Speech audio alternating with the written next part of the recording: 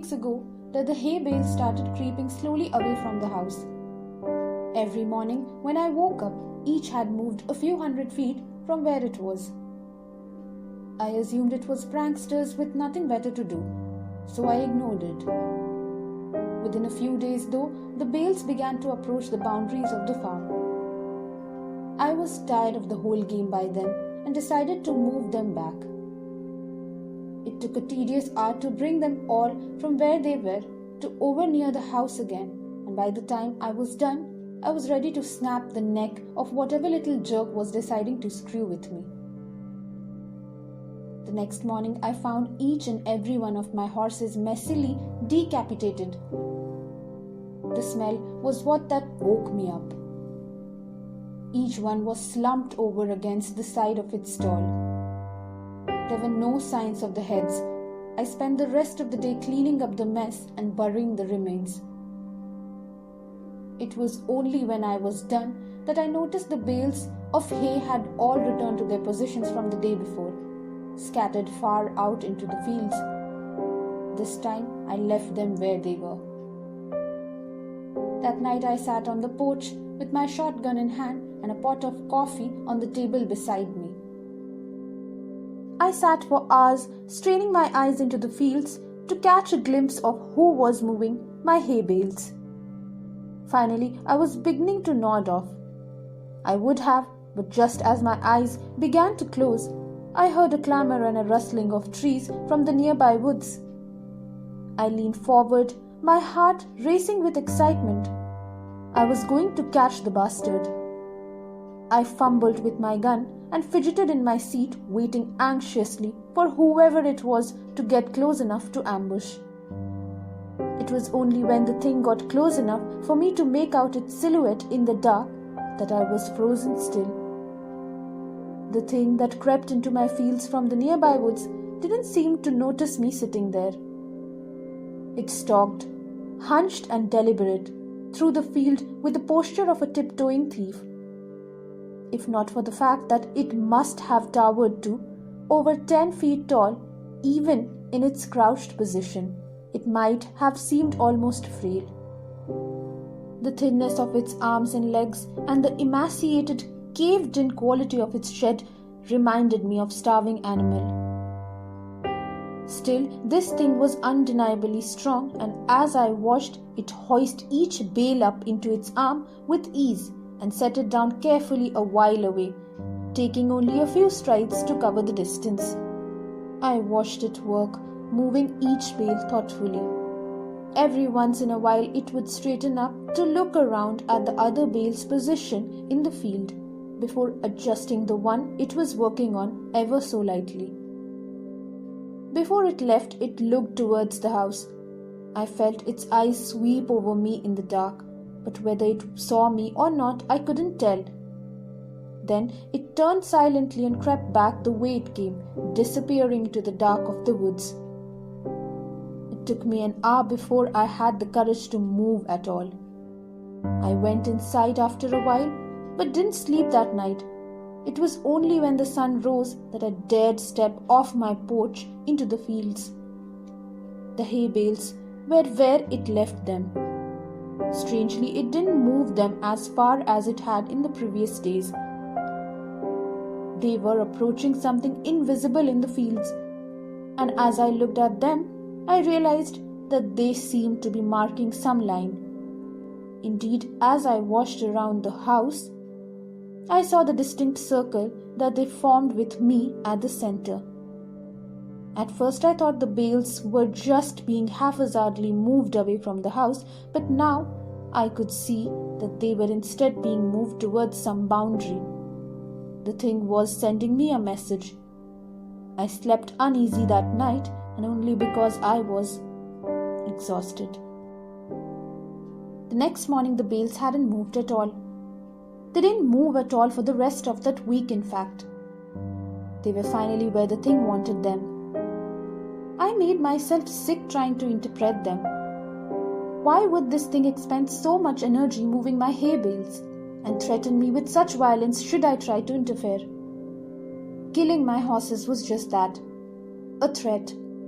An intelligent threat at that. It knew what would scare me, and it knew that I would understand the implications. The sound of an automobile working its way along the road to my farm one morning gave me a little rush of excitement.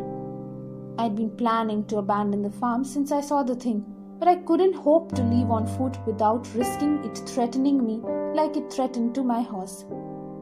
But if I could get in the car with whoever was coming my way, I might be able to escape before it could stop me. I didn't know or care who it was. I decided that the moment they stopped the car, I would jump in the passenger's seat and tell them to get the hell out of here. I didn't get the chance.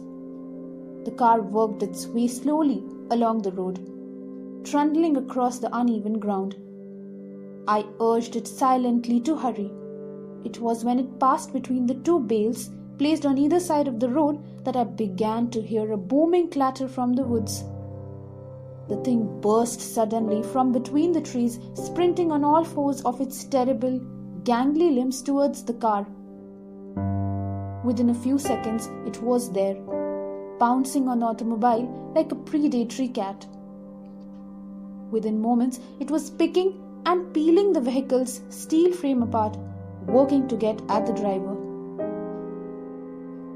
The man, whoever he was, screamed all the while, and I could hear him even over the crunching of metal and the shattering of glass.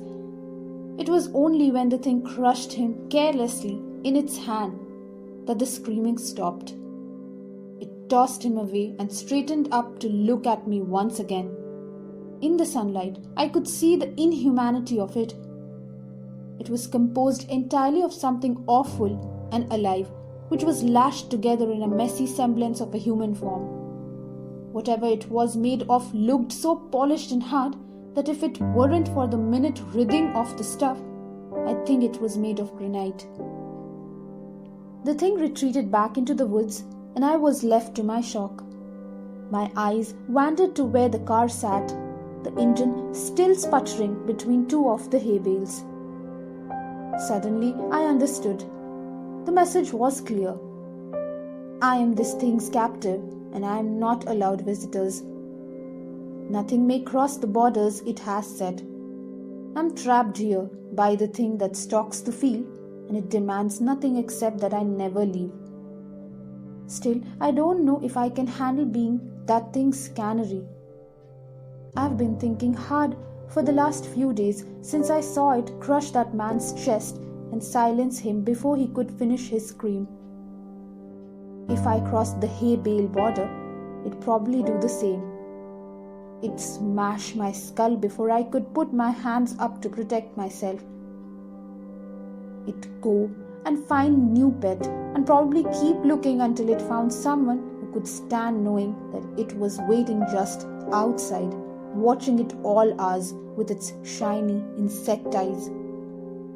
I've been thinking hard for the last few days, and I might just make a run for it.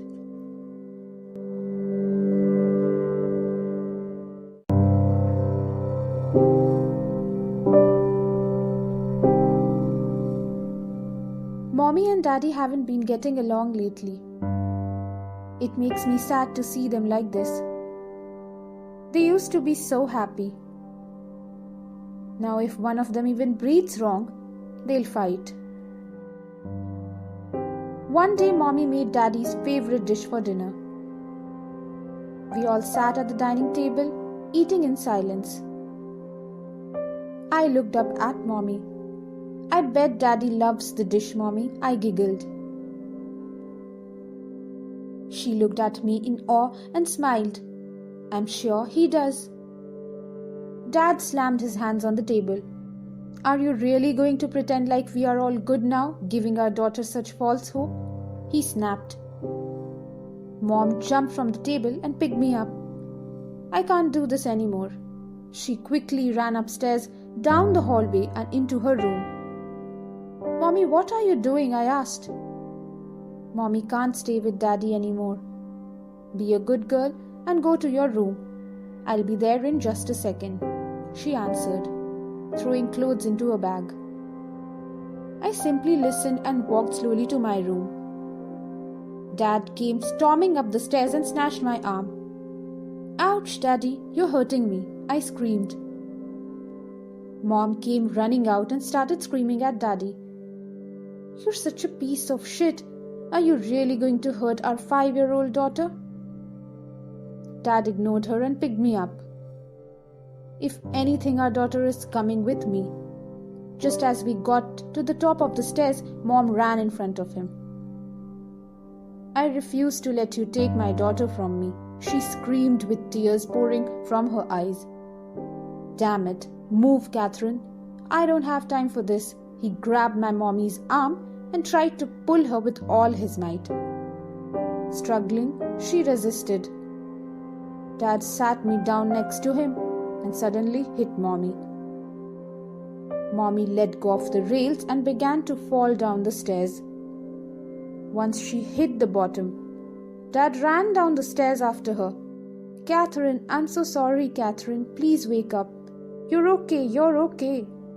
He screamed. Mommy wasn't moving at all. "Baby girl, go to your room. Mommy and Daddy are going to rest for a bit, okay?" I shook my head in agreement and went into my room. Hours has passed. Daddy still hasn't come to tuck me in for bed. I decided to go check on Mommy and Daddy. I made my way downstairs. "Where's Mommy and Daddy?" "They were resting right here." Suddenly, I heard things fall in the kitchen. Entering the kitchen, I peeked my head inside. Daddy was standing at the sink with a knife. His hands and the knife had red stuff all over them. Daddy pulled something out from the sink and stuffed it into the black duffel bag. After repeatedly doing this, he then closed the black duffel bag and washed his hands. Picking up the duffel bag, he grabbed a shovel by the back door and left. More hours went by. I decided to lay on the couch and wait for his return. Daddy walked into the back door. I sat up and waited. He slowly entered the living room, picked me up and took me into my room to sleep. Days went by. Dad seemed to get more and more sad. He looked as if he wanted to ask me something, but he was ashamed to. We sat at the dining room table and he watched me eat my bowl of cereal in peace. I stopped, looked up at Daddy and asked, "Why are you so sad, Daddy?" His face grew with confusion. "Don't you wonder where Mommy is?" he asked. "No," I replied and continued to eat my cereal. "Why not?" he asked. "Because, Daddy, she's been standing behind you this whole time." The lights cuts out.